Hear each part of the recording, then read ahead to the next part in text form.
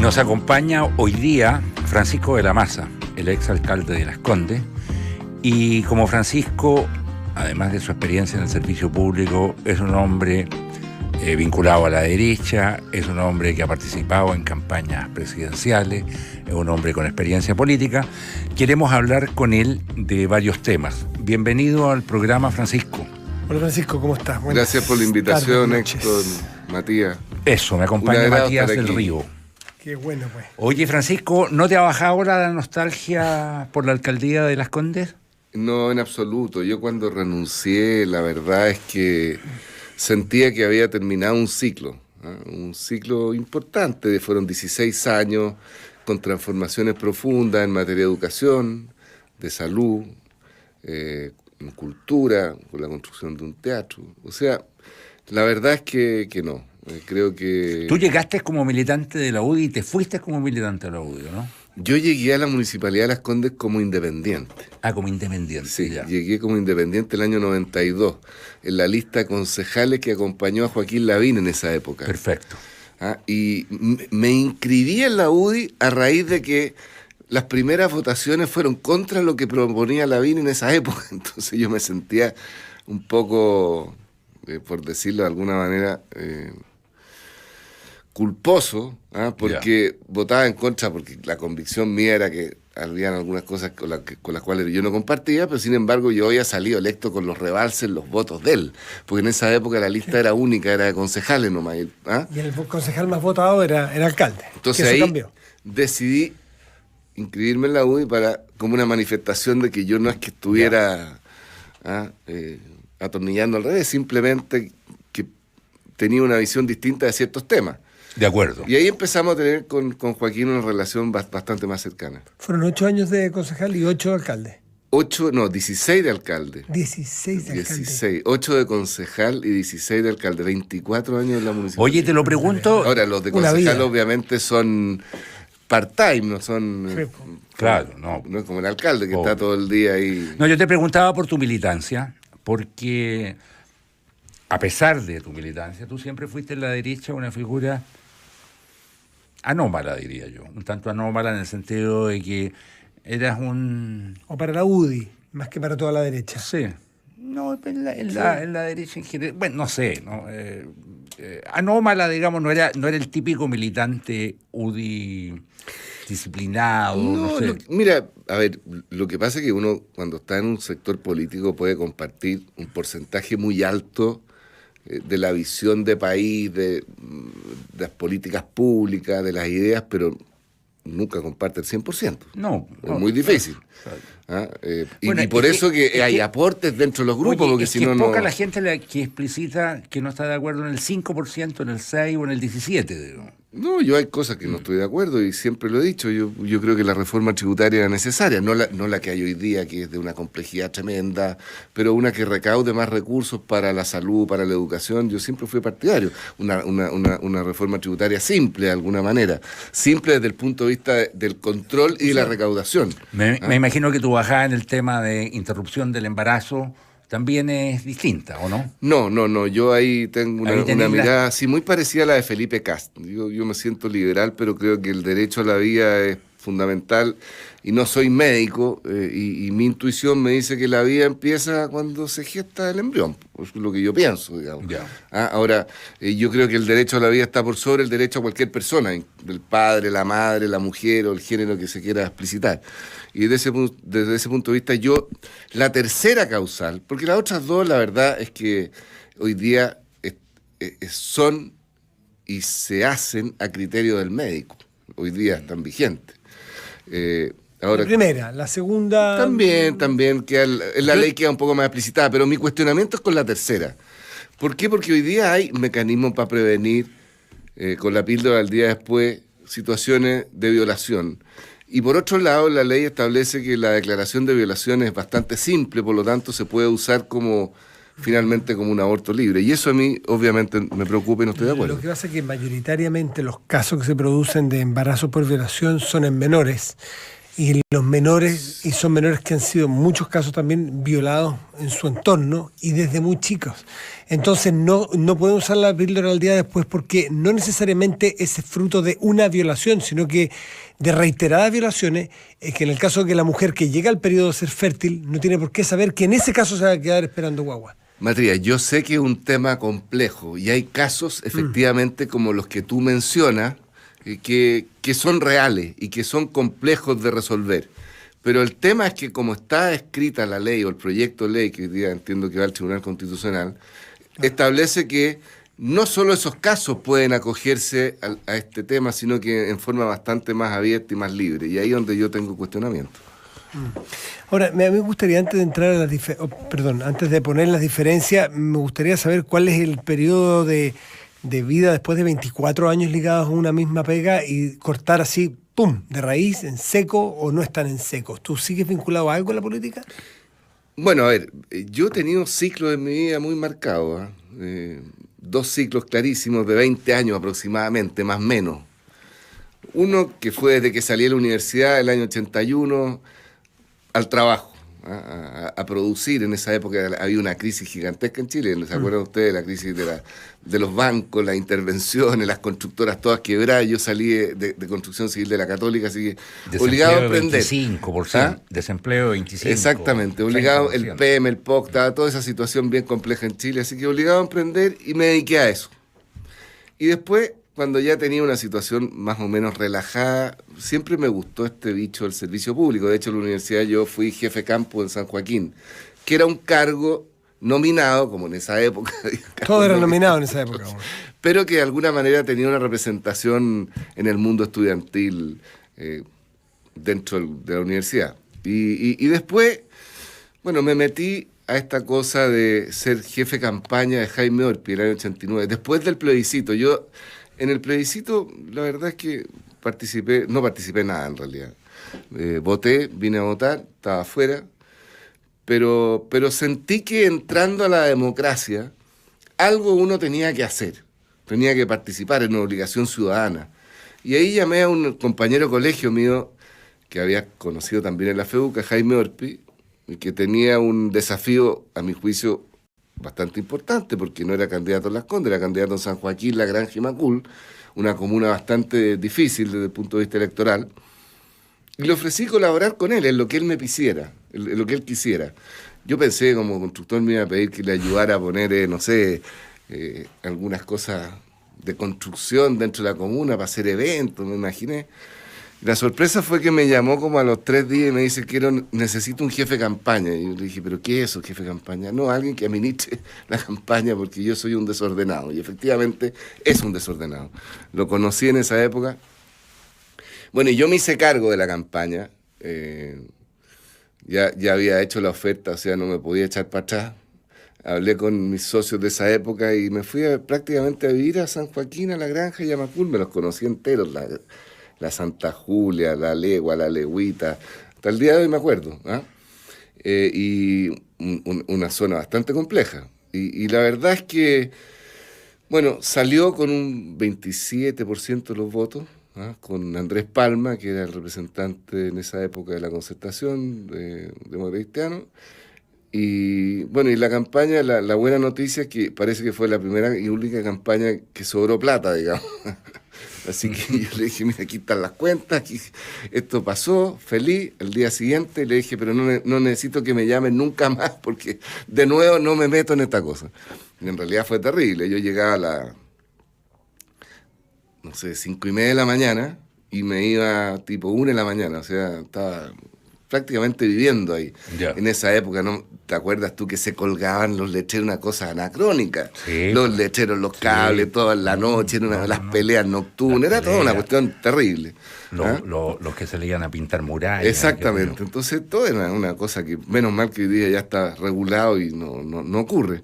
Pero esa fue mi experiencia y así mi primer approach en esta cosa de la política. Y el año 91, a fines del 91, me llamaron de la UDI porque Joaquín Lavín iba a ser candidato a alcalde en Las Condes, era secretario general.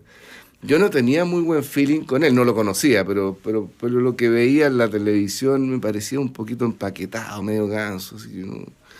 Pero bueno, Finalmente acepté, me dijeron que el cargo de concejal era bastante libre en términos de participación, pero como a uno le gusta esta cosa, pucha, yo me metí más de las horas que pedía el cargo. Me entusiasmé esto de las políticas públicas, trabajar en cosas interesantes que podían hacer un bien a la sociedad, así que, y ahí partimos.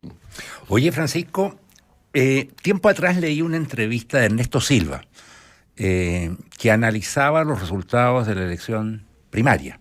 De la elección primaria, y decía que la UDI eventualmente podía estar en un problema, atendido de que el voto popular que controló la UDI o que capturó la UDI en otra época, y que parece haber sido el voto, me refiero al voto popular de derecha, que parece haberse inclinado en esa primaria por Osandón, y el voto juvenil, que parece haberse inclinado en esa primaria por Felipe Cas,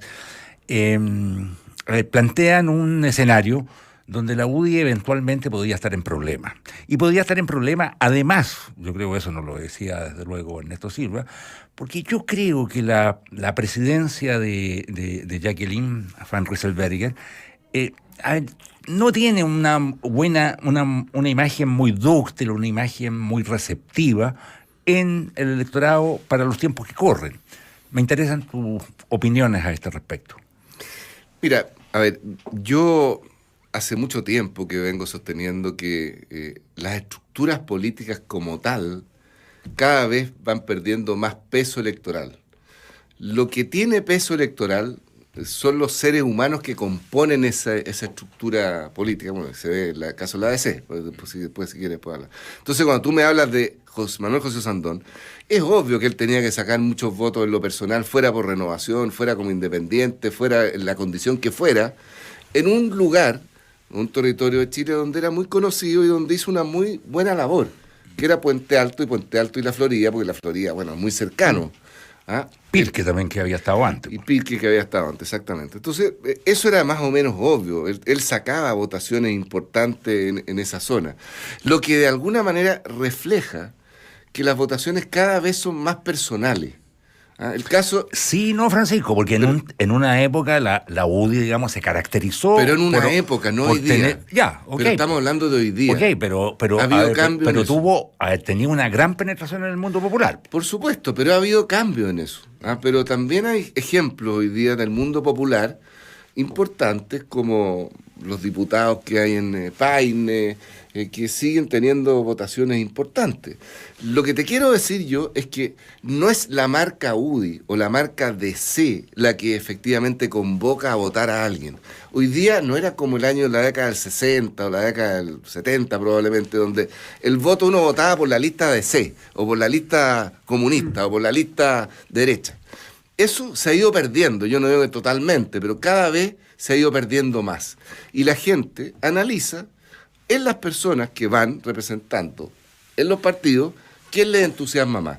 Y eso yo creo que es lo que está pasando. Y en ese sentido, ¿la UDI está en problema o no está en problema? Bueno, yo creo que sí, la UDI está en problema porque resulta que no ha tenido la capacidad de renovar una estructura pensante que sea capaz de proponerle al país algo distinto a lo que ha sido el modelo de desarrollo de los últimos 30 años.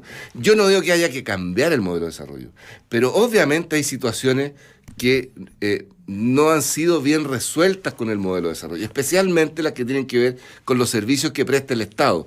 Y algo de lo que dice Felipe Cas, que yo concuerdo con él plenamente.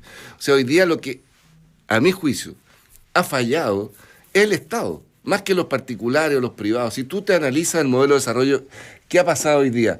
La banca, por ejemplo, es una banca que está a nivel mundial, la telefonía a nivel mundial, los retail a nivel mundial, lo que está en manos privadas a nivel mundial. Obviamente eso no significa que no haya que ponerle controles adecuados de manera que no sobrepasen ciertos límites, por supuesto.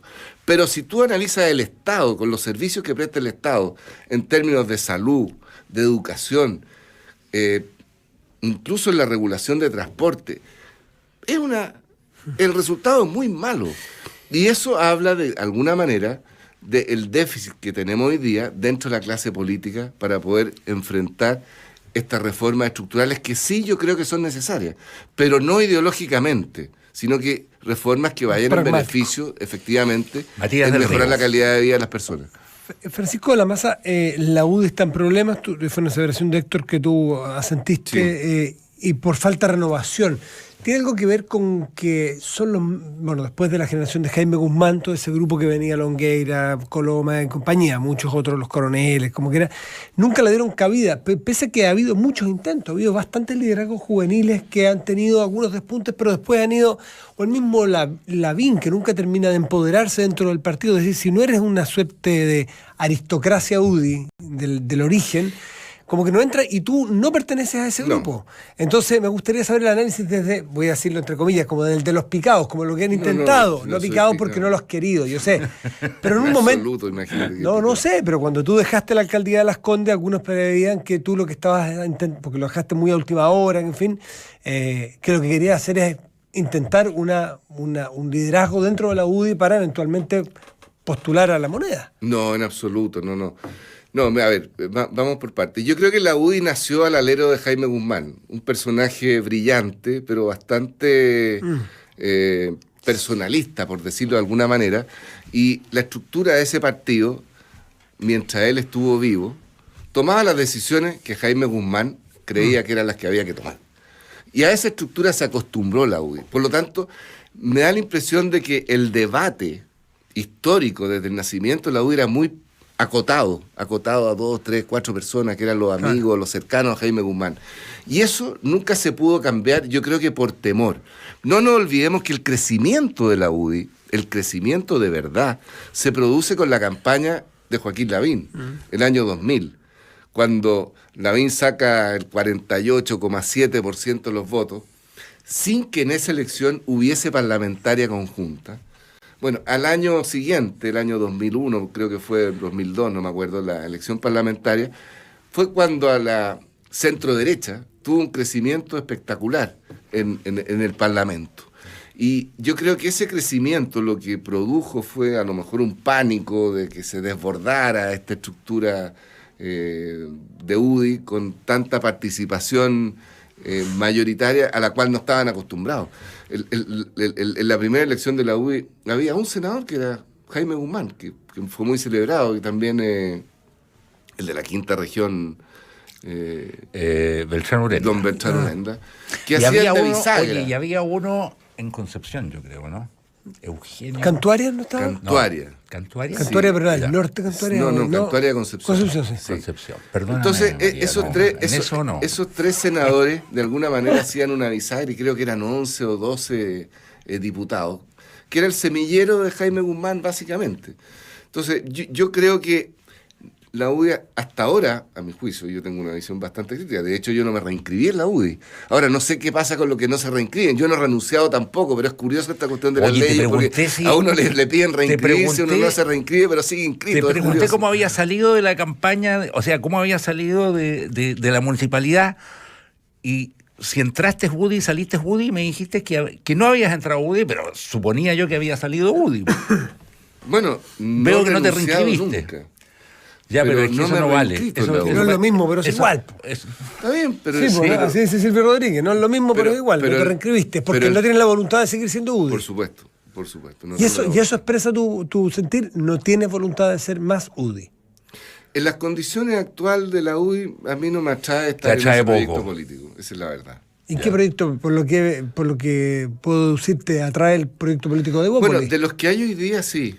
Yo creo que es el más atractivo el que plantea Felipe Kast al país un discurso de centro-derecha liberal, con ciertos matices y ciertos límites, como el caso del aborto o la tercera causal, pero en el resto yo comparto prácticamente con él el discurso completo, lo he oído muchas veces y me siento bastante cercano a ese discurso.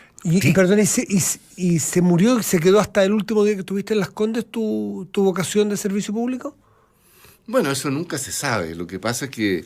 No, pero es lo que uno quiere, más lo que se sabe no se sabe. No, el bicho del servicio público uno lo tiene adentro, es como una especie de vocación. A uno le gusta el arte, le gusta pintar, le gusta cantar. A mí, obviamente, el servicio público me atrae. Y es como la viruela, deja marcas. Claro, pero también es cierto que uno va cumpliendo ciertas etapas y hay momentos en que necesita reflexionar, analizar con más profundidad, con más libertad. En una municipalidad, una moledora de carne. Uno toma un trabajo de gerencia y que está presionado todo el día a resolver problemas y avanzar sobre soluciones que quiere plantear. Entonces, esto de tener un cierto grado de libertad y ver qué está pasando en el horizonte, con las estructuras políticas, con la gente también, hay un cambio sideral en lo que está pasando en el país respecto de las estructuras políticas, y hay muchos que todavía no se dan cuenta. Ayer yo veía en Tolerancia Cero a Walker, a Ignacio Walker, y él hablaba de la DC. Qué diáfano ya. Como si la DC fuera un tanque que movilizara a miles de personas. Yo creo que hoy día lo que demuestra la encuesta es que no moviliza a nadie. No, o sea, a mí me gusta cuando se habla del liderazgo que ejercía y que tiene en el partido Carolina Goy. A ver, ¿de qué liderazgo estamos hablando? O sea, ¿hasta cuándo vamos a seguir violando, aplastándonos, no sé, meándonos arriba de las palabras? Por favor, por favor, liderazgo, ¿qué liderazgo? Yo liderazgo le reservo, digamos, a Churchill, ya, ok.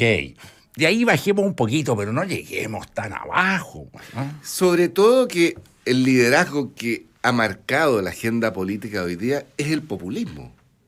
No ha habido hasta ahora un liderazgo de verdad que marque la agenda política en forma sustentable y responsable. ¿Piñera tampoco? Yo siento que Piñera tiene una posibilidad importante, no tengo ninguna duda. Yo creo que es el mejor candidato hoy día, pero sin duda que las circunstancias del país lo están beneficiando mucho, en buena hora, digamos, porque este desorden que hay en la nueva mayoría... ¿Tiene el triunfo comprado, crees tú, o no? Yo creo que en la política nadie tiene el triunfo comprado. El triunfo se mide el último día cuando se cuentan los votos. En este país las elecciones presidenciales en los últimos años son estrechas. Ahora, yo sí creo que ayuda mucho esta crisis interna de la democracia cristiana, sin duda. Se habla de una eventual división, yo no creo eso, pero tampoco creo que la candidata Goich vaya a seguir. Me parece un poco raro que el liderazgo, como tú dices, de la presidencial, de la democracia cristiana no haya sido capaz de alinear a su gente. A su gente en torno a algo que era además bastante razonable, Francisco, desde el punto de vista de la ética, digamos, no desde el punto de vista de la ley, porque alguien dijo, no, es que esto hay que, nadie puede estar sobre las leyes. Yo creo que los partidos tienen que estar en la ética, que es por sobre las leyes o bajo las leyes, pero es un nivel de exigencia mayor. Distinto.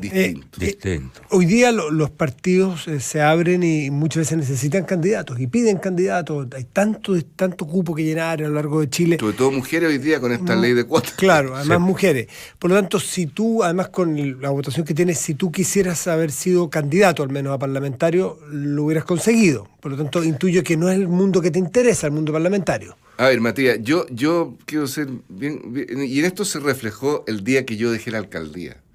Las trampas que se ponen legales para que los parlamentarios no tengan competencia son feroces. Y de hecho, un alcalde que cumple con su mandato en forma íntegra no puede ser candidato hasta 4 años después. Salvo que renuncie una semana o 15 días antes, que algunos hacen. Yo, como no me gusta hacer trampa y me eligieron para terminar un periodo, a pesar de que quedaba inhabilitado para ser candidato, terminé el periodo el día que correspondía. O sea, estás con una inhabilidad ahora. Yo estoy con inhabilidad. ¿Y te hubiera gustado participar en el Parlamento? No creo, yo fíjate que soy en general de cargos más ejecutivos. Uno te ve más ejecutivo, por eso mi pregunta... A pesar de que te quiero decir que la experiencia acumulada en estos años, efectivamente, en la reforma que hicimos en materia de educación, en la comuna, que muchos dicen que fue por plata, y la verdad es que no es por plata.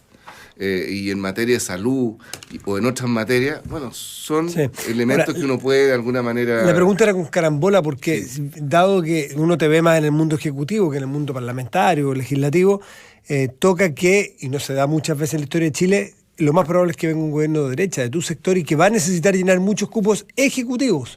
¿Te gustaría estar en un gobierno? No te decís te gustaría ser ministro, porque eso inmediatamente condiciona tu respuesta. ¿Te gustaría estar en el Poder Ejecutivo? Mira, obviamente en un cargo que uno sienta que puede hacer un aporte de verdad y en el servicio público me entusiasma.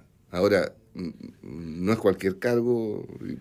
Porque la próxima pregunta de Matías del Río es si te gustaría irte a Correos y Telégrafos, ponte tú, a la ECA o a Angol. Seremi de aseo y ornato en Coyhaique. Eso, como el asunto se está degradando. No hay que minimizar ningún cargo, simplemente lo que te digo yo es que yo tengo una vocación de servicio público que está acotada en ciertas áreas. Y si eso me entusiasma... Araguaite, Francisco Lamaza, Araguaite. Señores, se nos acaba el tiempo. Invierta en el Fondo Mutuo Estratégico de Banchile y cuente con un equipo que gestiona continuamente las oportunidades de inversión. Invierta en un fondo de instrumentos de deuda emitido por las principales instituciones del mercado nacional. Banchile Inversiones, solidez y respaldo. No se vaya de la sintonía de Duna porque a continuación viene información privilegiada al cierre y enseguida edición limitada de Duna Folk con Cristian Araya. Tenemos que agradecer la participación de Francisco de la Maza, ex alcalde de Las Condes, en esta edición de Terapia Chilense. Muchas gracias, Francisco, por haber venido al programa. Gracias, Matías. Muchas gracias, señoras, señores auditores, por su sintonía. Nos encontramos mañana miércoles aquí en Terapia Chilense.